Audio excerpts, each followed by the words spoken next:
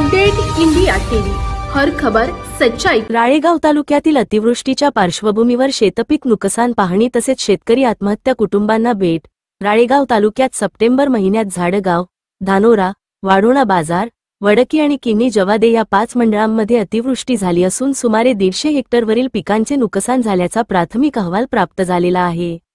या नुकसानीबाबत अधिक माहिती घेणे सुरू असून या पार्श्वभूमीवर राळेगावचे तहसीलदार अमित भोईटे यांनी रविवार दिनांक 14 रोजी तालुक्यातील विविध भागांचा पाहणी दौरा केला।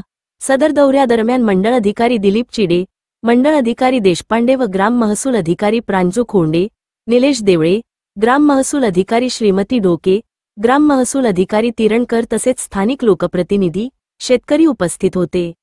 अतिवृष्टीमुळे झालेल्या पीक नुकसानीचे वस्तुनिष्ठ पंचनामे तातडीने करून देण्याबाबत महसूल, कृषी व ग्रामविकास विभागातील संबंधित अधिकारी कर्मचारी यांना आदेश देण्यात आलेले आहेत।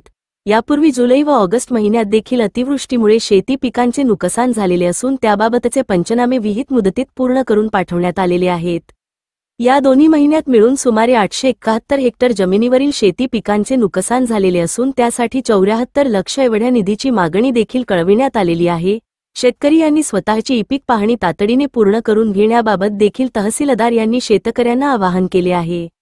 अतिवृष्टी व इतर कारणामुळे काही शेतकऱ्यांची ई-पीक पाहणी करायचे राहून गेलेले असून कोणीही वंचित राहू नये या उद्देशाने शासनाने ई-पीक पाहणी करण्यासाठी शेतकऱ्यांना सप्टेंबर 20 पर्यंत मुदतवाढ दिली असल्याची माहिती शेतकऱ्यांना देण्यात आली। सदरच्या दौऱ्यादरम्यान तहसीलदार यांनी सोनुर्ली येथील पांडुरंग घुगुसकार, वेडशी येथील उमेश उताणे, पळसकुंड येथील सूरज घोसले तसेच कळमनेर येथील किशोर वैरागडे या शेतकरी आत्महत्याग्रस्त कुटुंबांच्या घरी जाऊन भेट दिली। त्यांच्या कुटुंबियांना विविध शासकीय योजनांमध्ये लाभ देण्यासाठी संबंधित अधिकाऱ्यांना सूचना दिल्या। यावेळी गावातील स्थानिक लोकप्रतिनिधी तसेच ग्राम महसूल अधिकारी, पोलीस पाटील इत्यादी उपस्थित होते। शासन शेतकऱ्यांच्या सोबत असून कोणीही आत्महत्येसारख्या मार्गाचा अवलंब करू नये असे आवाहन तहसीलदार अमित भोईटे यांनी केले। विदर्भ उपसंपादक विनोद माहुरेसह विदर्भ सहसंपादक रवींद्र राऊत।